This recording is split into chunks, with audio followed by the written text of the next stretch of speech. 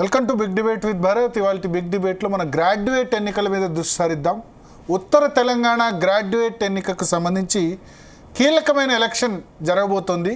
కరీంనగర్, ఆదిలాబాద్, నిజామాబాద్, మెదక్ ఈ 4 జిల్లాలకు సంబంధించిన గ్రాడ్యుయేట్ ఎలక్షన్ జరగబోతుంది ఈ మంత్ ఎండ్లో. సో దీనికి సంబంధించి ప్రధాన పార్టీ కాంగ్రెస్ పార్టీ క్యాండిడేట్గా మనతో పాటు ఆల్ ఫోర్స్ విద్యా సంస్థల అధినేత నరేందర్ రెడ్డి గారు ప్రస్తుతం మనతో పాటు ఉన్నారు. జీతాలతో జాయిన్ అవుతున్నారు. సార్, జీతాల కోసం సమయం కేటాయించిన ధన్యవాదాలు. సార్, గ్రాడ్యుయేట్ మిగతా ఎన్నికలు డిఫరెంట్, గ్రాడ్యుయేట్ ఎన్నికలకు సంబంధించి డిఫరెంట్. ఎందుకు గ్రాడ్యుయేట్ ఎన్నికల్లో మీరు కంటెస్ట్ చేయాలనుకున్నారు? అంతకుముందు నాకు 2019లో కరీంనగర్ ఎంపీ కంటెస్ట్ చేస్తారని అనిపించింది. మొన్న ఎమ్మెల్యే సీట్ దానిలో కూడా మీ పేరు వినిపించింది. ఎందుకు అప్పుడు టికెట్ దొరకలేదా? మీరు కంటెస్ట్ చేయలేదా? ఈ ఎన్నికను ఎందుకు మీరు ఎంపిక చేసుకున్నారు కంటెస్ట్ చేసేందుకు? 2018లో నేను ఎమ్మెల్యేగా కంటెస్ట్ చేద్దామని అనుకున్న మాట నిజమే. అంటే మొన్నటి ఎన్నికల్లో మాత్రం ఈవెన్ అవకాశం వచ్చినా ఖచ్చితంగా పట్టభద్రులు ఎమ్మెల్సీ చేయాలని ఒక ఉద్దేశంతో మనం రావడం జరిగింది. ముఖ్యంగా ఎందుకంటే నేను కంప్లీట్గా ఈ వింగ్కి కరెక్ట్గా సూట్ అవుతానని నేను అనుకున్నాను. ఎందుకంటే ఒక అకాడమిషియన్గా పట్టభద్రులు ఎమ్మెల్సీ అంటే ముఖ్యంగా నిరుద్యోగుల గురించి, ఉద్యోగుల గురించి, వీటి గురించి పూర్తిగా ఒక ఎడ్యుకేషనిస్ట్గా తప్పకుండా నేను న్యాయం చేయగలను అని చెప్పేసి మరి పెద్దలందరికీ అప్పుడే చెప్పాను. లేదన్నా మరి నేను ఎమ్మెల్యే కాదు, ఖచ్చితంగా నేను గ్రాడ్యుయేట్ ఎమ్మెల్సీ అప్పుడు తప్పకుండా వస్తాను మన దగ్గరికి అని చెప్పాను. మరి ఎంత కాంపిటీషన్ ఉన్నా కూడా పెద్దలు కూడా కాంగ్రెస్ అధిష్టానము నాపై నమ్మకంతో మరి నన్ను వారి అభ్యర్థిగా చేసుకున్నందుకు వారికి కృతజ్ఞతలు తెలియజేస్తున్నాను. సార్, ఒకటి ఆల్ ఫోర్స్ నరేందర్ రెడ్డిగా అనగానే మిగతా ప్రత్యర్థులు వాళ్ళు చేసే విమర్శ కార్పొరేట్ వ్యక్తి, ప్రైవేటు విద్యా సంస్థల వ్యక్తి, ఆయన కోటేస్తే గ్రాడ్యుయేట్లకు ఏం లాభం జరుగుతుంది? దీనికి మీరు ఇచ్చే జవాబు? కార్పొరేట్ నరేందర్ రెడ్డిని కార్పొరేట్ అనడం అంటే అసలు నా గురించి పూర్తిగా తెలియని వాడు. ఒక మారుమూల విలేజ్ కొడిమ్యాల్ అనే గ్రామంలో ఒక రైతు కుటుంబంలో ఆల్మోస్ట్ నాకు జ్ఞానం తెలిసిన నుంచి మా తాతగారితో అన్ని వ్యవసాయ పనులు చేస్తూ ఎంతో కష్టాల గురించి తెలుసుకొని మరి కష్టపడి చదివి ఉస్మానియా యూనివర్సిటీలో ఎంఎస్సి మ్యాథ్స్ పూర్తి చేసుకొని కరీంనగర్కి వెళ్ళి ఒక సైకిల్ మీద ట్యూషన్లు చెబుతూ ప్రైవేట్ స్కూల్స్లో కళాశాలలో చెబుతూ మరి ఒక్కొక్క మెట్టు ఎక్కుతూ ఆంధ్ర కార్పొరేట్లకు ధీటుగా తెలంగాణ బిడ్డలు ఎందుకు ఎదగకూడదు అని మరి ఒక రకంగానే వచ్చాను తప్ప కానీ నేను కార్పొరేట్ అనేది కాదు. ట్యూషన్ చెప్పారు ముందు? ఎస్, ట్యూషన్ చెప్పడం జరిగింది. సైకిల్ దొక్కుతూ అదే అన్నారు, సైకిల్ దొక్కుతూ ట్యూషన్. అంటే సైకిల్ మీద వెళ్ళి మనము కళాశాలలు కానీ ట్యూషన్ సెంటర్లు కానీ ఆ రకంగా ఉండేవాళ్ళను. అంటే అంత బేసిక్ లెవెల్ నుంచి ఒక్కొక్క మెట్టు ఎక్కుతూ వచ్చిన వాళ్ళు. ఎక్కడ మీరు టీచింగ్ స్టార్ట్ చేసింది? ఎక్కడ? కరీంనగర్లో స్టార్ట్ చేస్తున్నాను. అక్కడే ట్యూషన్ ఒక ఆల్ ఫోర్స్ అకాడమీ అని మ్యాథమెటిక్స్ ట్యూషన్ సెంటర్ ఓపెన్ చేయడం జరిగింది. ఆల్మోస్ట్ ఫస్ట్ స్టార్ట్ అయింది mathematics tuition, maths tuition. 10th పిల్లలకా ఇంటర్? నేను డైరెక్ట్గా డిగ్రీ తర్వాత PG entrance coachings and PG పిల్లలకు కోచింగ్ స్టార్ట్ చేయడం జరిగింది. Okay. In the very first batch one of my student got state BEd first rank. అట్లాగే one student got central university MCA first rank. ఆ రకంగా మరి very first బ్యాచ్లు with limited students without any experience ఇంత extraordinary result అవడంతో కరీంనగర్ ప్రాంతంలో ఒక్కసారిగా mathematics tuition బాగా చెప్పి ఆయన నరేందర్ రెడ్డి ఉన్నాడు అని ఒక వాయిస్ రావడం. మరి నేను కూడా పిల్లలకు డెడికేటెడ్గా ట్యూషన్స్ కాలేజీలో కానీ వాళ్ళ డౌట్స్ క్లారిఫికేషన్ కానీ ఏ రేంజ్ పిల్లవాడైనా కూడా వాడికి అర్థమయ్యేలాగా చెప్పడం. సో ఆ రోజుల్లో కరీంనగర్లో మ్యాథ్స్ అంటే నరేందర్ రెడ్డి అన్న ఒక పేరు ఉండే. ఓకే. ఆల్ ఫోర్స్ అన్న పేరు ఎక్కడి నుంచి వచ్చింది? All force is a mathematician. Osmania యూనివర్సిటీలో మా ప్రొఫెసర్ వాళ్ళ ప్రొఫెసర్. సో నేను అనుకున్నాను మా గురువు గారికి ఏదైనా ఒక గ్రాటిట్యూడ్గా ఉంటుందని చెప్పేసి మా గురువు యొక్క గురువు పేరుని ఆల్ ఫోర్స్ ఆయన పేరు మీద నేను స్టార్ట్ చేశాను. మా గురువు పేరు రంగారావు గారు. సో ఆయన గురువుకు గురువు పేరు మీద ఆల్ ఫోర్స్ అన్న పేరుతో, అదే ఎక్కడి నుంచి వచ్చింది ఆల్ ఫోర్స్ అని చాలా మంది డౌట్ పడుతుంటారు. సో ఒక్కళ్ళే మీరు ఫస్ట్ ట్యూషన్ అకాడమీ స్టార్ట్ చేసినప్పుడు, ట్యూషన్ చెప్పినప్పుడు ఎంతమంది స్టూడెంట్స్ ఉండేవాళ్ళు? In the very beginning initial first batch అయితే just 9 students are there who came for BEd entrance. 9 మందితో స్టార్ట్ చేశారు. Yes, first BEd entrance. Exactly. First batch లోనే బిఎడ్ స్టేట్ ఫస్ట్ ర్యాంక్ వచ్చింది. అంటే అప్పుడు బిఎడ్ అంటే చాలా క్రేజీ ఉండే. ఈవెన్ ఎంసీఏ అప్పుడు చాలా క్రేజీ ఉండే. Central university MCA first rank వచ్చింది. ఓకే. ఏ ఇయర్ అది? ఇది 1991. ఓకే.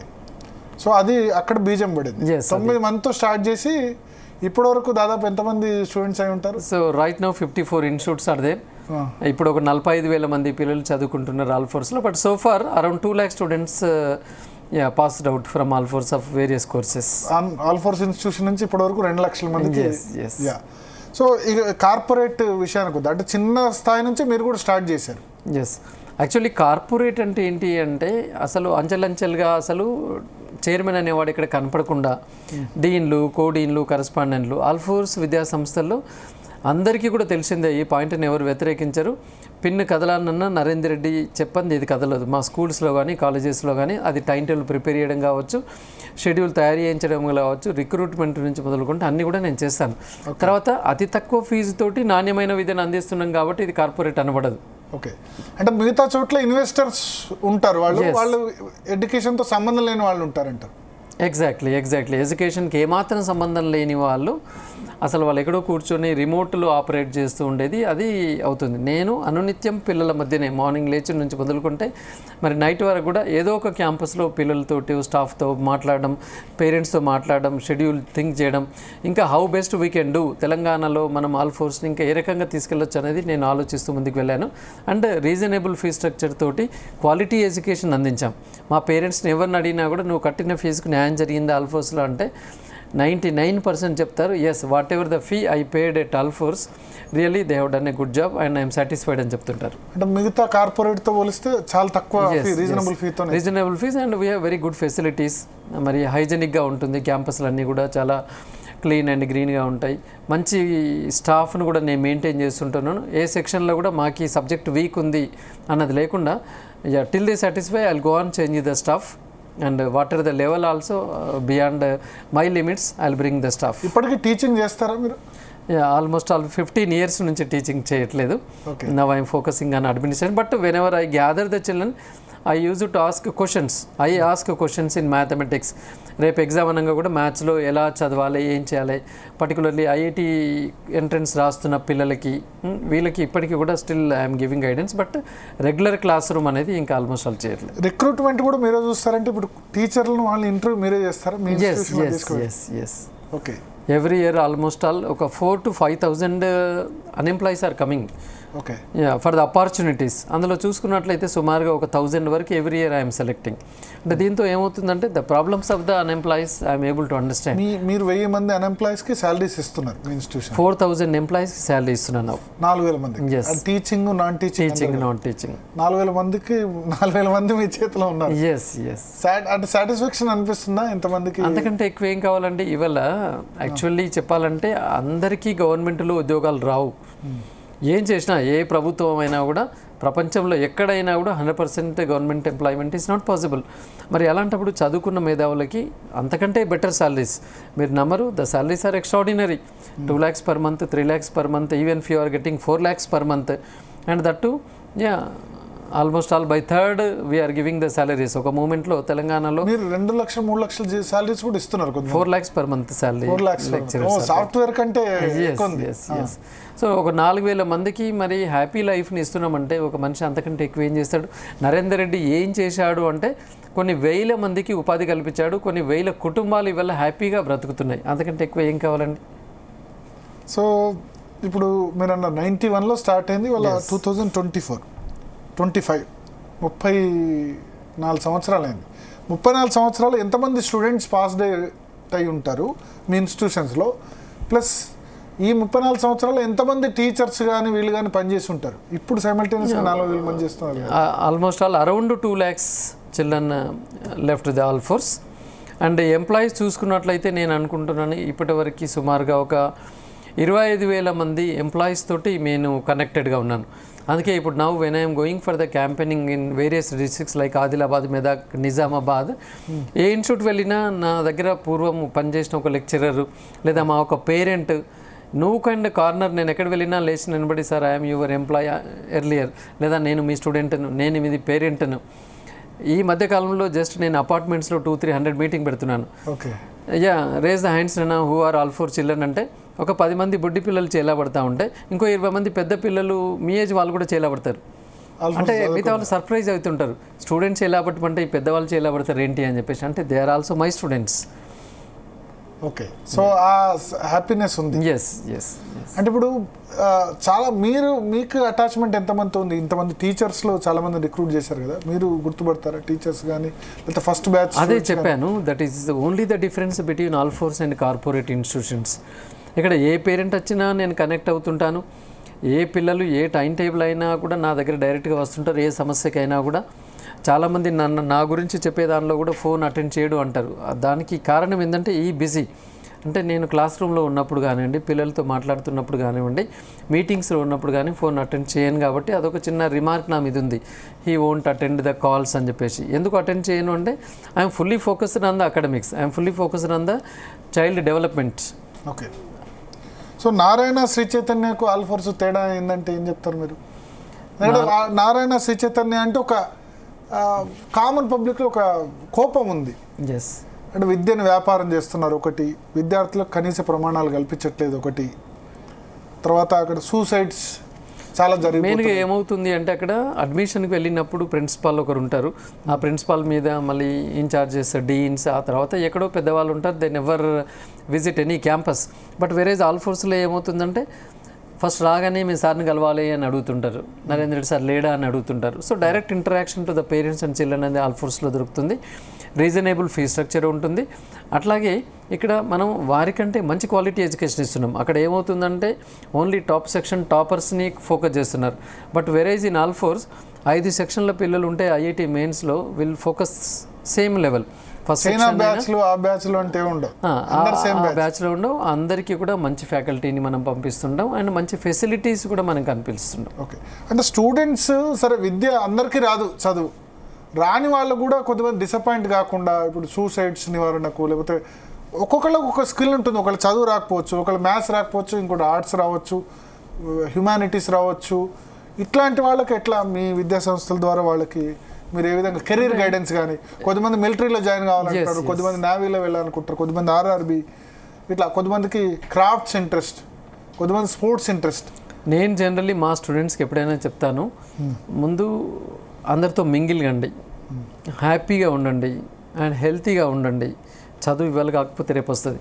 కొన్ని వేల మందిని నేను చూశాను ఇంటర్మీడియట్లో నార్మల్ ఎడ్యుకేషన్ ఉండి కూడా, అంటే ఇంటర్మీడియట్లో ఈవెన్ లాస్ట్ బెంచ్లో కూర్చొని గ్రాడ్యుయేషన్ పోయిన తర్వాత వాళ్ళు పికప్ అయ్యి మంచి job even after their graduation and post graduation హైయెస్ట్గా సెటిల్ అయిన వాళ్ళను నేను చాలామందిని చూశాను. ఆ ఎగ్జాంపుల్స్నే మా పిల్లలకి చెప్తాను. స్కూల్ లెవెల్గా టాప్ లేకపోతే మనవాడు వేస్ట్ అనో, ఇంటర్మీడియట్లో యావరేజ్గా ఉండడాన్ని వేస్ట్ అనో తల్లిదండ్రులు అనుకోకూడదు. Let him do, first let him be happy, let him understand అని నేను చెప్తుంటాను. మోటివేషన్ ఎక్కువ ఉంటుంది ఆల్ ఫోర్స్లో. మిగతా కార్పొరేట్కి మనకి ఏంటంటే రెగ్యులర్గా స్టాఫ్ మోటివేట్ చేస్తుంటారు, ప్రిన్సిపల్స్ అండ్ నేను and even will call the psychologists. రెగ్యులర్గా పిల్లలకి ఆ మోటివేషన్ అనేది ఇక్కడ అందుతుంది. సో ఇప్పుడు దీన్ని మీ ప్రత్యర్థులు టార్గెట్ చేసుకుంటున్నారు. అండ్ ప్రైవేట్ కదా, ప్రైవేట్ ఎడ్యుకేషనల్ ఇన్స్టిట్యూట్ అయినా మన గ్రాడ్యుయేట్కి ఏ విధంగా హెల్ప్ అవుతాడు? ఆయన ఎడ్యుకేషనల్ ఇన్స్టిట్యూషన్స్ ఉన్నాయి కదా, కాన్సన్ట్రేషన్కి గ్రాడ్యుయేట్ల మీద ఎందుకు ఉంటుంది? ఆయన ఇంకా అయితే కనుక ఆయన సామ్రాజ్యం విస్తరిస్తుంది. మల్లారెడ్డి, పల్లా రాజేశ్వరరెడ్డి వీళ్ళందరూ ఎగ్జాంపుల్ చెప్తున్నారు. ఆయన ఇంకా కొత్తగా ఇన్స్టిట్యూషన్స్ పెడతాడు తప్ప గ్రాడ్యుయేట్ కొనకూడదు ఏంటి ఆయన ఎమ్మెల్సీ చేస్తే అని. నేను already before going for the campaigning I already informed to the society that in these 4 districts Karimnagar, Adilabad, Medak, నిజామాబాద్లో నేను ఇంకెక్కడ కూడా కొత్తగా వ్యవస్థను ఏర్పాటు చేయను. ఎందుకంటే నా కొత్త కాలేజ్ కూడా పెట్టను, ఆ 4 జిల్లాల్లో కొత్త కాలేజ్ కానీ స్కూల్ కానీ పెట్టను అని చెప్పాను. ఎందుకంటే ప్రత్యర్థులు అందరూ ఇదే పాయింట్ ముందే లేవనెత్తారు, నరేందర్ రెడ్డిని గెలిపిస్తే మీరు ఇంకా మీ ఊళ్ళో ఇంకా స్కూల్ పెడతాడు. నేను చెప్పాను నేను ఈ 4 జిల్లాలో ఇక్కడ కూడా నేను వ్యవస్థలు పెట్టాను. తర్వాత నాకేదో యూనివర్సిటీ తెచ్చుకోవాలన్న కోరిక లేదు. ఎందుకంటే వీడు ఉంటే ఇంజనీరింగ్ కాలేజ్ ఉన్న డిగ్రీ కాలేజ్ కూడా ఒక నామినల్ డిగ్రీ కాలేజ్, నేను దాన్ని యూనివర్సిటీ తీసుకెళ్ళడం అనేది హైలీ ఇంపాసిబుల్. తర్వాత ముఖ్యంగా గ్రాడ్యుయేట్లకు ఎందుకు ఇది లాభం అవుతుంది అంటే నేను మరి ఎంతో కష్టపడి ఎంతోమంది కష్టాలను అన్ఎంప్లాయ్ చూస్తున్నాను. I know very well. ఒక సుఖంగా ఉన్న ఒక గవర్నమెంట్ ఉద్యోగికి అవునా కదా, లేదా అసలు ఏమాత్రం ఐడియా లేని ఒక నార్మల్ ఒక బిజినెస్ పర్సన్కి అన్ఎంప్లాయీస్ యొక్క ప్రాబ్లమ్స్ ఎలా అర్థం కావు. కాబట్టి ఇప్పుడున్న కాంటెస్టెంట్లో ఖచ్చితంగా పట్టభద్రుల గురించి పూర్తిగా అవగాహన ఉన్నవాన్ని 100% ప్రైవేట్ ఎంప్లాయీస్, ప్రైవేట్ రంగంలో పనిచేసే వాళ్ళ గురించి అవగాహన ఉంది. Yes, exactly. ఎక్కడ నిరుద్యోగుల గురించి వాళ్ళ గురించి ఎక్కువ ఎస్ పూర్తి అవగాహన ఉంది. ఎందుకంటే ఎంతోమంది పేరెంట్స్లో కూడా ఉంటుంటారు, అన్ఎంప్లాయీస్ ఉన్నారు, తర్వాత ఈవెన్ ఎంప్లాయీస్లో కూడా ప్రైవేట్ ఎంప్లాయీస్ ఉన్నారు, వాళ్ళందరితో నేను ఇంటరాక్ట్ సో అవుతుంటాను కదా. ఏం చేయగలరు సార్? అంటే ఇప్పుడు మీరు గ్రాడ్యుయేట్ ఎమ్మెల్సీగా ఎన్నికయ్యారు అనుకుందాం, మీకేమైనా రోడ్ మ్యాప్ ఉందా? అంటే ఫ్యూచర్ వీళ్ళకి పలానా చేయగలరు అన్నీ మీరు అన్నట్టు ప్రభుత్వ రంగంలోనూ అందరికీ అవకాశాలు కల్పించలేరు. బట్ ఉన్న స్థాయిలో మీ ఇన్స్టిట్యూషన్లో మీరు 4,000 మంది కల్పించారు, అంతమంది కల్పించలేరు. లక్షల సంఖ్యలో ఉన్నారు నిరుద్యోగులైనా పట్టభద్రులైనా. సో ఎట్లాంటి ఆపర్చునిటీస్ కల్పించారు? ముఖ్యంగా నేను నా first priority after winning anyhow definitely winnowing is sure, that is declared. కాన్ఫిడెంట్గా ఉన్నారు. ఎందుకంటే ధర్మం గెలుస్తుంది, నరేందర్ రెడ్డి గెలుస్తాడు. ఎందుకంటే ఆ హానెస్ట్గా నేను నా లైఫ్ను గడించాను. ఇక్కడ first thing I wanted to focus on the unemployees in the form of libraries. ముఖ్యంగా మన లైబ్రరీస్ అన్నీ బాగా స్ట్రెంథెన్ చేయాలి. ఎందుకంటే ఇప్పుడు ఇదంతా కూడా ఎంప్లాయ్మెంట్ సీజన్. చాలామంది పిల్లలు లైబ్రరీకి వెళ్తున్నారు, కానీ ఇంకా అరకుర వసతులు అక్కడ ఉన్నాయి, ఫెసిలిటీస్ ఏం లేవు. ఈవెన్ టెక్స్ట్ బుక్స్ కానీ ఈ లైబ్రరీస్ కానీ ఇవన్నీ మన లైబ్రరీస్ మాడిఫై చేయాల్సి ఉంది. I wanted to focus on the libraries. అట్లాగే BC SC ST study circles కూడా ఫోకస్ చేయాలని చెప్పేసి ఫస్ట్ టార్గెట్ నేను పెట్టుకున్నాను. అండ్ సెకండ్ విషయానికి వచ్చినట్లయితే డెఫినెట్గా మరి ఇవాళ ప్రైవేటు విద్యా సంస్థల్లో ఉన్న టీచర్స్కి హెల్త్ కార్డ్స్, అట్లాగే మేనేజ్మెంట్ స్కాలర్షిప్ రీఎంబర్స్మెంట్ ఇమీడియట్గా చేయాలన్నది. థర్డ్ పాయింట్ వచ్చినట్లయితే ఈ గవర్నమెంట్ విద్యా సంస్థల్లో ఉన్న ఏదైతే ప్లే గ్రౌండ్స్ ఉన్నాయో అవన్నీ కూడా ఆక్రమించబడుతున్నాయి. సో డెఫినెట్గా మరి మన ముఖ్యమంత్రి గారు ఎలా అయితే ఇక్కడ ఒక హైడ్రా అనే ప్రోగ్రామ్ చేపట్టారో అలాగే ఖచ్చితంగా యూనివర్సిటీలు కావచ్చు, డిగ్రీ కళాశాల, జూనియర్ కళాశాల, ప్రభుత్వ సంస్థల్లో చాలా 50% ఆఫ్ ద ల్యాండ్ మరి ఆక్యుపై అయిన వాళ్ళని అవన్నీ కూడా తీసుకొని వచ్చేసి రేపు రాబోయే తరానికి మంచి ప్లే గ్రౌండ్స్, పార్కులు అందించే హైదరాబాద్ నెగిటివ్ అంటే ఎక్కడ కానీ ఒక మంచి పని చేసినప్పుడు నెగిటివ్ ఉంటుంది. ప్రజలు ఎలా అలవాటు అయ్యారంటే ఇప్పుడు నా మీద కూడా ఉన్న కొన్ని నెగిటివ్స్ ఏంటంటే నేను మంచి స్ట్రిక్ట్గా శాలరీ చేస్తాను, స్ట్రిక్ట్గా ఫీజెస్ కలెక్ట్ చేయమంటాను, అది కొంచెం వాళ్ళకి ఇబ్బందిగా అవుతుంది. నేను ఒక డిగ్రీ కాలేజ్ వెళ్ళినప్పుడు 300 ఎకరాల క్యాంపస్ ఉన్న డిగ్రీ కాలేజ్ అది ఇప్పుడు 150 ఎకరాలకు వచ్చేసింది. అంటే సుమారుగా 150 acres of land of that degree college occupied by the private people. మీరే చెప్పండి, 150 ఎకరాలు మరి అన్యాక్రాంతమైనప్పుడు ఎలా ఉంటుందండి? రేపు ఫ్యూచర్ డేస్లో మన యువత ఏం కావాలి చెప్పండి. So I'm not thinking about this generation, I'm thinking about the next generation వాళ్ళకి మనం మన ఎడ్యుకేషన్ కానీ మరి స్పోర్ట్స్లో కానివ్వండి ఏ రకంగా ఫోకస్ చేస్తే మన భారతదేశం, ముఖ్యంగా తెలంగాణ రాష్ట్రం రాబోయే రోజుల్లో బాగుంటుందని నేను ఆలోచిస్తున్నాను. సో సార్, ఒకటి మీ ప్రత్యర్థులు ఇంకో మాట్లాడిందంటే అధికార పక్షానికి ఇస్తే ఏం లాభం, ప్రతిపక్షంలో ఉంటే ప్రశ్నించే గొంతు అవుతారు, అధికార పక్షం అయితే ఏమి కూడా ఈ ఇష్యూస్లో ప్రశ్నించలేరు. ప్రశ్నించే గొంతు అనేది మనం గతంలో కూడా మరి మనము జీవన్ రెడ్డి గారికి అవకాశం ఇచ్చారు ప్రశ్నించే గొంతుగా. బట్ మనం చూస్తున్నాం అక్కడ జీవన్ రెడ్డి గారు ప్రశ్నించారు, కానీ ఇక్కడ బీఆర్ఎస్ ప్రభుత్వంలో ఉంది. బట్ అనుకునే మనం సాధించుకోలేకపోయామన్నది మరి నిరుద్యోగులకు అర్థమైంది. ఎందుకంటే మరి ఎన్నో వేకెన్సీస్ ఉన్నా కూడా మరి గవర్నమెంట్ నోటిఫికేషన్స్ కానీ రిక్రూట్మెంట్స్ కానీ చాలా తక్కువ గతంలో జరిగింది. సో ఇప్పుడు ఇదే అన్ఎంప్లాయీస్ ఏమంటున్నారంటే, సార్ మాకు ఇంకా ప్రశ్నించే గొంతుక నుంచి మాకు సమన్వయకర్తగా ఉండే మనిషి కావాలి అని చెప్పేసి ఇవాళ నిరుద్యోగులందరూ ముందు నుంచి ఆ సిమ్టమ్స్ నేను గమనించే yes definitely I will contest and I will try from Congress so that I can do something. రూలింగ్లో ఉన్నప్పుడు ప్రభుత్వంతో చర్చించి కొన్ని మనం పనులు చేయడానికి అవకాశంగా ఉంటుంది. అధికార పార్టీ బట్ జనరల్గా గ్రాడ్యుయేట్ అనేసరికి కొంత ఆపోజిషన్ వాయిస్ ఎక్కువ పోయేందుకు అవకాశం ఉంది. అప్పుడు స్వామి గౌడ్ గెలిచారు కరీంనగర్ దానిలో, ఎస్. మళ్ళీ తర్వాత జీవన్ రెడ్డి గెలిచారు, నారాదాస్ లక్ష్మణరావు. ఇప్పుడు ముఖ్యంగా ఏంటంటే రేవంత్ రెడ్డి గారి ఆధ్వర్యంలో మరి కాంగ్రెస్ చాలా అద్భుతంగా తెలంగాణలో అన్ని రంగాల్లో ముందుకు తీసుకెళ్తున్నది. ముఖ్యంగా వితిన్ 1 year ఒక 55,000 మరి ఉద్యోగాలకు రూపకల్పన జరిగింది అంటే అది అన్బిలీవేబుల్ థింగ్. మనం చూస్తున్నాం ఒక డిఎస్సి అయితే ముఖ్యమంత్రి గారు within 90 days notification to recruitment 90 రోజుల్లో మరి వాళ్ళ ఉద్యోగాలు ఇచ్చారు. అలా ఎన్నో ట్రాన్స్ఫర్లు కావచ్చు, ప్రమోషన్లు కావచ్చు. 24 సంవత్సరాల 2 లక్షల ఉద్యోగాలు ఇస్తామని చెప్పారు సంవత్సరంలో. ఎస్, ఇప్పుడు తప్పకుండా 2 లక్షలు అయిపోయింది, సంవత్సరం అయిపోయింది, 2 లక్షల ఉద్యోగాలు ఇవ్వలేదు. సంవత్సరంలో 2 లక్షలు అంటే అప్పటికీ కూడా ఈ టైము నోటిఫికేషన్ తర్వాత ఇవన్నీ కూడా ఉన్నాయి. డెఫినెట్గా రాబోయే 1 yearలో డెఫినెట్గా కూడా లక్షల ఉద్యోగాలు ఇవ్వడానికి ప్రభుత్వం ఖచ్చితంగా ఆలోచిస్తున్నది. ఇవాళ మనం చూసి ఉన్నాం రేవంత్ రెడ్డి గారి ఆధ్వర్యంలో ప్రమోషన్స్. నేను చూశాను, నాకు కొద్దిమంది ఫిజికల్ డైరెక్టర్ కలిశారు. After 24 years they got promotion. 24 సంవత్సరాల నిరీక్షణ తర్వాత 12,000 మంది ఉద్యోగులకు మరి ప్రమోషన్స్ రావడం జరిగింది. ఇవన్నీ కూడా మరి చాలా క్లారిటీగా ఎక్కడ ఎలాంటి ప్రాబ్లం లేకుండా ఓవర్ నైట్లో నిష్పక్షపాతంగా జరిగి ఉన్నాయి. ట్రాన్స్ఫర్లు కావచ్చు, మన ముఖ్యంగా ఈ 317 జీవోలోని spouse cases, medical health cases, ఇవన్నీ కూడా ఎంప్లాయీస్ అసలు ఊహించలేదు. అవన్నీ కూడా చక్కచక్క జరిగిపోయినాయి. ఈవెన్ నిన్నగాక మొన్న కూడా యూనివర్సిటీ టీచర్స్కి 5 years సర్వీస్ను ఎక్స్టెండ్ చేసి ఉన్నారు. They also did not expected.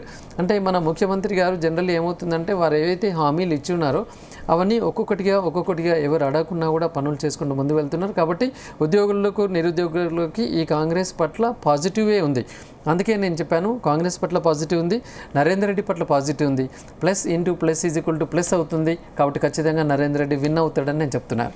అంటే సార్ ఇక్కడ ప్రభుత్వ ఉద్యోగులకు ఒక చిన్న అసంతృప్తి ఉంది. మాకు పిఆర్సీ సంబంధించి ఇంకా స్టేట్మెంట్ లేదు, డిఏ పెండింగ్ బకాయిలు, 4 డిఏలు బాకీ ఉన్నాయని చెప్పి మీరు గట్టిగా ఫైట్ చేస్తారా? గతంలో గురించి చూసుకున్నట్లయితే first of all government employees are very happy as they are getting the prompt salaries. Exactly on first they are getting the salaries. Because గత 2 years చూసుకుంటే మరి 5th వస్తుందా, 10th వస్తుందా, 15th వస్తుందా, అసలు అలాగే ఉంటే ముక్కలు చేసి కూడా శాలరీ వస్తుందేమో అన్న భయం ఉండే. అలాంటి దాని నుంచి బయటపడిను. And they got the confidence. ఎందుకంటే మనం ట్రాన్స్ఫర్లు కానీ, ప్రమోషన్లు కానీ ఇవన్నీ చూస్తున్నాం కదా.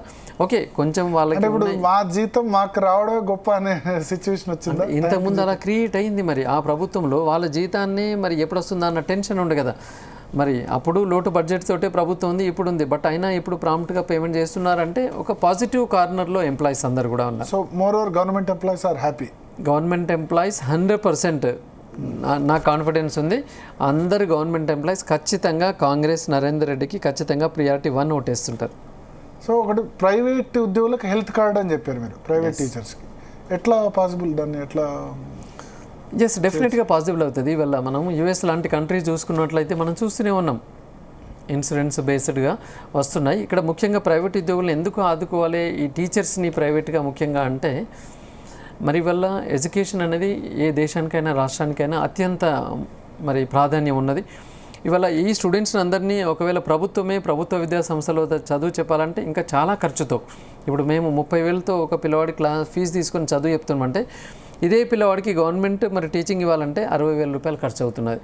అంటే నిజానికి చెప్పాలంటే ప్రభుత్వం ఆదాయాన్ని ఇవాళ ప్రైవేట్ విద్యా సంస్థలు ఎంతగానో సేవ్ చేస్తున్నాయి.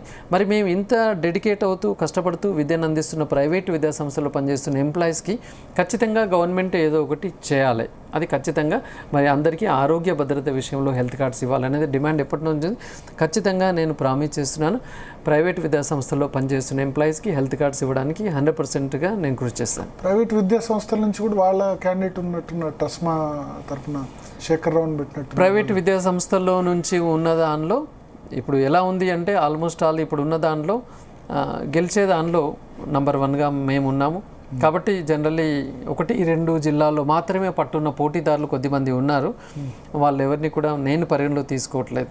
అంటే కరీంనగర్తో పాటు మీకు నిజామాబాద్ ఇవన్నీ అన్ని డిస్ట్రిక్ట్లో గట్టి ఉందా? ఆదిలాబాద్, నిజామాబాద్, కరీంనగర్లో, తర్వాత మీ సొంత గడ్డ ఆదిలాబాద్లో, నిజామాబాద్లో అండ్ ఏ పార్ట్ ఆఫ్ మెదక్లో కూడా మాకు ఆ రిలేషన్స్ ఉన్నాయి. పిల్లల పేరెంట్స్తో కనెక్షన్లు ఉంది కాబట్టి it is definitely easy. So ప్రధానంగా ఇప్పుడు పొలిటికల్ పార్టీస్ నుంచి వస్తే బీఆర్ఎస్ లేదు, కంటెస్ట్ చేయట్లేదు. ఎస్, బీజేపీ నుంచి మీకు గట్టి పోటీ. అంజిరెడ్డి, గోదావరి అంజిరెడ్డి వాళ్ళ క్యాండిడేట్గా డిక్లేర్ చేశారు. మీకు ఆయనకు మధ్య టైట్ ఫైట్ అని చెప్తున్నారు. మీ ఇద్దరి మధ్య ప్రధాన పోటీ, అంటే ప్రధాన రాజకీయ పార్టీ నుంచి అని చెప్తున్నారు. ఎందుకంటే ఇప్పుడున్న దానిలోనైతే నిజానికి బీఎస్పీ నుంచి ఒకతను పోటీ చేస్తున్నాడు, అలాగే ఫార్వర్డ్ బ్లాక్ నుంచి కూడా ఒకతను పోటీ చేస్తున్నాడు, రవీందర్ సింగ్. ఎస్. అయితే మన ప్రాంతంలో బీఎస్పీ ప్రభావం కానీ బీఎస్పీ క్యాండిడేట్ని గెలిపించాలని కానీ ఎవరికి ఉండదు. అలాగే మరి ఫార్వర్డ్ బ్లాక్ నుంచి అయినా కూడా, కాబట్టి ఆ రెండింటిని మనం పక్కన పెట్టచ్చు.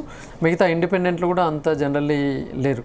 సో ప్రధానంగా బీజేపీ అని ఉంది. కానీ ఇండివిజువల్గా ఒక పట్టభద్రుడు ఎవరైనా మనస్సాక్షిగా నరేందర్ రెడ్డి లక్షణాలు, అంజిరెడ్డి లక్షణాలు, who fit for the graduate MLC, అసలు ఎవరు ఉద్యోగులకు నిరుద్యోగుల గురించి మరి చేసే ఆ ఆలోచన ఉన్నవాళ్ళు, దీనిలో కనీసం యూనివర్సిటీల గురించి కానీ, స్టూడెంట్స్ గురించి కానీ, అన్ఎంప్లాయీస్ గురించి కానీ, లైబ్రరీస్ గురించి కానీ, మరి స్పోర్ట్స్ గేమ్స్ గురించి కానీ ఇలా కంప్లీట్గా ఐడియా ఉన్న దానిలో వీళ్ళిద్దరిట్లో ఎవరు అన్నప్పుడు ఖచ్చితంగా నాకు 100కు 90 మార్కులు వస్తాయని చెప్పేసి నేను అనుకుంటున్నాను. ఖచ్చితంగా ఎందుకంటే అంజిరెడ్డికి ఎందుకు Anji Reddy is a business man. Anji Reddy గారు ప్రధానంగా ఆయనే మిగతా బిజినెస్లో ఉన్నవాడు తప్ప కానీ ఆయనే ఎంప్లాయీస్తో కానీ, స్టూడెంట్స్తో కానీ, ఎడ్యుకేషన్తో కానీ ఎలాంటి ఉన్నది లేదు. ఆయన గ్రో అయిన పరిస్థితులు వేరు, నేను గ్రో అయిన పరిస్థితులు వేరు. నేను generally my father is a government teacher. మరి మా ఫ్యామిలీలో ఆల్మోస్ట్ అందరూ కూడా టీచర్సే, mostly government teachers and private teachers. ఇది కంప్లీట్గా ఎడ్యుకేషన్ ఫ్యామిలీ నుంచి నా బ్రాటప్ అంతా జరిగింది. ఒక సిస్టమేటిక్ లైఫ్తో నేను ఉన్నాను. సో వారి లైఫ్ ఏంటంటే కంప్లీట్గా ఒక పొలిటీషియన్ ఫ్యామిలీ, ఒక బిజినెస్ ఫ్యామిలీ నుంచి వచ్చినవారు. So definitely I'm suitable for the graduate MLC. Sir ఇక్కడ క్యాస్ట్ యాంగిల్ కూడా వస్తుంది. మీరు క్యాస్ట్ సెన్సెస్ చేశారు కాబట్టి తీన్మార్ మల్లన్ లాంటి వాళ్ళు రెడ్లకు ఓటేయద్దు, బీసీ క్యాండిడేట్లకు ఓటేయండి, బీసీలకు ఓటేయండి అంటారు. సో నరేందర్ రెడ్డి వెనక రెడ్డి ఉంది, అదేమన్నా నెగిటివ్ అవుతుందా? జనరల్లీ నేను మరి విద్యా సంస్థలు నడిపే వాళ్ళు ఎప్పుడు కూడా జనరల్లీ క్యాస్ట్ రిలీజియన్ బేస్డ్ వెళ్ళరు. ఏ ట్రూ అకాడమిషియన్, ఒక true education institution administrator never see any caste or religion, whether in the form of recruitment of the employees or మేము తీసుకున్న అడ్మిషన్ల పిల్లల విషయంలో కూడా కావచ్చు, మేము ఎక్కడ కూడా క్యాస్ట్ని కానీ రిలీజ్ కానీ మేము చూడం. సో జనరల్లీ ఆ 4 జిల్లాల్లో నా గురించి తెలిసిన వాళ్ళు నరేందర్ రెడ్డి అనే అతను, ఒక రెడ్డి అతను ఇక్కడ బీసీలకు ఏదో అన్యాయం జరుగుతుందనో ఇంకేదో వాళ్ళకి అన్యాయం జరుగుతుందని ఎవరు కూడా అనుకోరు. జనరల్లీ నేను అందరితోటి సమానంగా ఉంటాను, కులాలకు మతాలకు అతీతంగా నేను వర్క్ చేస్తుంటాను. ఇవాళ వందల సంఖ్యలో బిడ్డలు నా దగ్గర ఎంప్లాయీస్గా ఉన్నారు. ఇవాళ వేల సంఖ్యలో మరి బీసీ బిడ్డలు నా దగ్గర చదువుకుంటున్నారు. ఎన్నో రకాల వారికి కూడా మేము ఆర్థిక సహాయం చేస్తున్నాం. కాబట్టి నేను ఎప్పుడు కూడా కులాలు మతాలు చూడను. ఎడ్యుకేషన్ అనగానే అది ఇట్స్ ఎ మిక్స్చర్. కాబట్టి ఒక 30 ఏళ్ళు విద్యా వ్యవస్థలో ఉన్నవాడు ఎవరు కూడా కులం మతం గురించి ఆలోచించాడు. ఎట్లాంటి పర్సెప్షన్ అంటే నా గురించి తెలిసిన వాళ్ళు ఎవరు కూడా నరేందర్ రెడ్డికి మేము బీసీలో ఓటేయమన్న పరిస్థితి రాదు. ఎందుకంటే నేను ఎప్పుడు కూడా ఆ యాంగిల్లో నేను ఎదుటి వాళ్ళని చూడలేదు. ఇది ఎట్లా ఉంటుందంటే ఇట్స్ ఏ పర్సెప్షన్. ఏ విధంగానైతే మనం ఎదుటి వాళ్ళని చూస్తాం వాళ్ళు మన అలాగే చూస్తారు. నేను ఎప్పుడు కూడా కులంతో మతంతో నేను ఎదుటి వాళ్ళకి ఎప్పుడు కానీ నేను చూడలేదు. చదువు చెప్పడం అంటే అందరినీ ఈక్వల్గా చదువు చెప్తుంటాం మనం. ఒక క్లాస్లో 30 మందికి నేను చదువు చెప్తున్నానంటే వాళ్ళ తెలివితేటలు ఏం అర్థమవుతుంది, ఏం అర్థం కావట్లేదు చూస్తాం తప్ప కానీ వీళ్ళ వెనకాల ఉన్న కులము మతం చూసి ఏ టీచర్ కూడా చదువు చెప్పడు. కాంగ్రెస్ పార్టీ నుంచి ఎటువంటి సపోర్ట్ ఉంది? మీ ఎమ్మెల్యే సపోర్ట్ బాగానే ఇస్తున్నారు. ఇంతకుముందు జీవన్ రెడ్డి ఆయన్నే కంటెస్ట్ చేయాలని చెప్పి కొద్దిమంది స్టేట్మెంట్ ఆయనతోనే చేయించాలని చెప్పి మీరేమో ఎన్రోల్మెంట్లో ముందుకు వెళ్ళిపోయారు. ఆయనతోనే పోటీ చేయించాలని కొంత స్టేట్మెంట్ కూడా వచ్చింది. సరే ఆయన ఇష్టపడలేదు తెలియదు. ఓవరాల్గా సపోర్ట్ ఈ 4 జిల్లాల్లో ఎమ్మెల్యేలు కానీ ఎమ్మెల్సీస్ కానీ లీడర్స్ కానీ ఎట్లా ఉంది? ఇప్పుడైతే ఆల్మోస్ట్ ఆల్ నేను కనెక్ట్ అయిపోయాను, ట్యూన్ అవుతున్నాను నేను వాళ్ళ చేత. ఎందుకంటే జస్ట్ వీక్ డేస్ అయింది ఆల్మోస్ట్ ఆల్ నేను బీఫామ్ తీసుకొని. ఎవ్రీబడి సపోర్టింగ్ అండి. రియల్గా కూడా వాళ్ళు పూర్తిగా ఖచ్చితంగా మా అభ్యర్థి నరేందర్ రెడ్డిని గెలిపించాలని చెప్పేసి నాకు ఎక్కడ కూడా ఎలాంటి ఇబ్బంది పెట్టకుండా ఇలా మీ ఊరికి నేను వస్తున్నాను అనగానే వాళ్ళు అన్ని రకాల వాళ్ళ కార్యకర్తలను రెడీ చేస్తున్నారు, గ్రాడ్యుయేట్లను రెడీ చేస్తున్నారు. ఈవెన్ నాకు ఎలాంటి ఇబ్బంది లేకుండా మొత్తం వాళ్ళే ఎక్స్పెండిచర్ పెట్టుకొని మరి నిజానికి ఒక కొత్తగా పెళ్ళైన అల్లుల్ని ఎలా చూసుకుంటున్నారో నన్ను మా కాంగ్రెస్ లీడర్లు అంతకంటే బాగా చూసుకుంటున్నారు. సో అంత ఫీల్ గుడ్ ఫ్యాక్టరేనా? Yes, very good. అంటే ఇప్పుడు ఓవరాల్గా గ్రాడ్యుయేట్ సంబంధించి first priority votes, first priority ఓట్లోనే బయటపడతారా? 100% 50% వస్తాయంటారా? 100% నాకు ఆ కాన్ఫిడెన్స్ ఉంది. ఫస్ట్ ప్రియారిటీలోనే మనం అంటే ఒకవేళ వేరే వ్యక్తులకు వేయాలనుకునే వాళ్ళు ఫస్ట్ ప్రయారిటీ అనుకునే వాళ్ళు సెకండ్ ప్రయారిటీ అట్లా దానికి సంబంధించి మీరు ఏమైనా అప్పీల్ చేస్తారు? అసలు సెకండ్ ప్రియారిటీ అన్నదాన్ని నేను మా వెల్ విషర్లకి మా వాళ్ళకి ఎవరికి అసలు నెంబర్ 2 అన్న పదం మనం తీయట్లేదు. ఎందుకంటే ఖచ్చితంగా గ్రాడ్యుయేట్ అనేవాడు బాగా ఆలోచించి ఓటేస్తాడు.